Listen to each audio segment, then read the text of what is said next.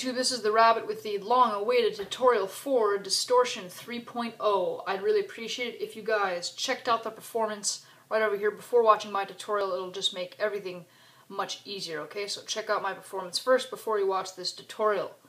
Alright, before I start the tutorial, I'd just like to remind you that my contest number 2 is still up. You can watch that video over here. I'd really appreciate it if you guys enter the contest. I need a minimum of 10 video responses. I have about 7, which is pretty good for my second contest.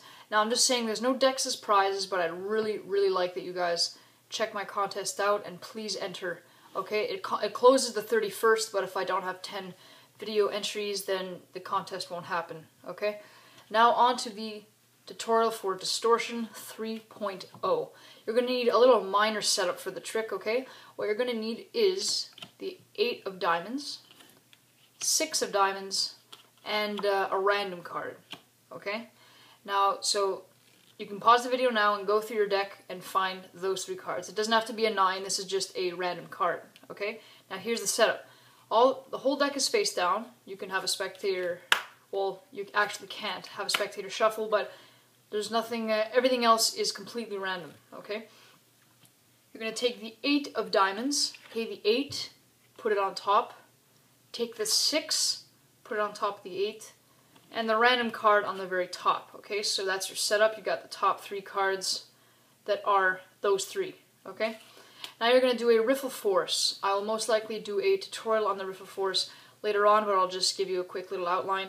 You're going to swing cut the cards, and before you complete the cut, you're going to put your pinky underneath that packet and catch a little break, okay? And you can practice this so it's not too noticeable on the front of the deck, okay? Then you're going to riffle down with your thumb and ask the spectator to stop. Now, wherever they say stop, you're going to quickly take the bottom packet where the break is and bring it to the top. They didn't necessarily stop there, but you just forced this card on them, okay? Now don't worry, I'm going to do a Riffle Force tutorial later on, but most of you should know how to do this. So you do a Riffle Force, okay? And now the 3 cards are back on top again. What you're now going to do is tell the spectator, you had me stop on, and you're going to do a triple lift. A triple lift is lifting 3 cards as 1, okay? See, there's the 8 of diamonds there, but there's 2 cards behind it, okay? It takes a little bit of practice to make it look like 1 card, okay? And it's all in the angles too, so if you have a spectator in front of you, he might notice. So try doing this trick standing up. So you do a triple lift, you show that their card is the ace of diamonds, and you just flip, the 3 cards over. They think it's just 1. You're then going to hold the deck in your opposite hand. So if you're a lefty, you're going to hold in your righty, and if you're a righty, you're going to hold in your left hand. And you're going to take a portion from the top and just slide the top card off. And then sort of out jog it, so stick it out, and then put the rest of the deck on top of that. Now the spectator think this is the 8, and it's not. That's the random card you selected, okay? And you're just going to push it in the deck and reveal that there's no breaks. Now some people might catch on that you might have lifted more than 1 card. And here's where the next complicated step comes in. You're going to show them that you didn't do a double lift, because some don't catch on that you could have lifted 3 instead of 2. You're going to show them the top card, which is the 6, and then you're going to convince them that I didn't lift more than 1 card, I truly put the 8 in the middle, and as you're showing them the 6, you're going to push off the top card and catch a break under that top card, okay? So you have a break under the top card as you're showing the 6, you're going to put the 6 on top of the deck and steal away that top card. You just stole away the 8 of diamonds, okay? I'm going to go through that quickly again. So you reveal to them that I didn't do a double lift. You show them that there's a 6, and as you're showing them, you're going to push off the top card and catch a break. You're then going to put the 6 back on top of the deck and steal away that 8. Now what I do is immediately hold by the corners and just bend it down, okay? So it's sort of bent that way. And remember, the 8 is underneath, so be sure not to flash the 8 to the spectators, okay? Now, here's where the cool part comes in. When you're shaking your hand, if most of you don't know this, all you're doing with your index finger is spinning the card, okay?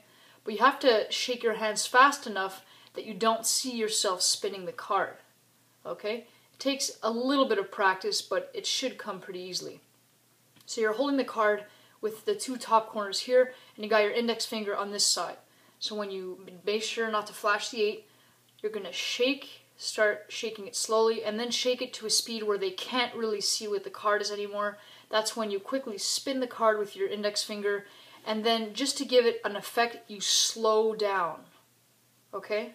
You don't stop immediately. You just slow down and reveal that the 6 has turned into an 8. You're still not going to flip this card over. You're going to put the 8 with the 6 underneath on top of the deck. Just take the 8 away and show that there's no 6 on the back. And quickly, while they're all looking at the 8 in amazement, you can give the deck a cut, just to hide the evidence that the 6 is now no longer at the top or near the bottom. But what I like to do, pretend this was a 6 on the top, while they're looking at the cards, or even when I'm showing them that the 8, I know how to do a Charlier cut, which is just a one-hand cut, which avoids you putting the cards on the table, okay? Because they're going to be looking at the 8, not your hands. And that is the tutorial for Distortion 3.0. I really hope you guys enjoyed that. It's a really awesome trick, and it should come pretty easily to you guys with a little bit of practice. So thanks a lot for watching. Please rate, comment, and most importantly, subscribe with a thumbs up down there. Grab it out.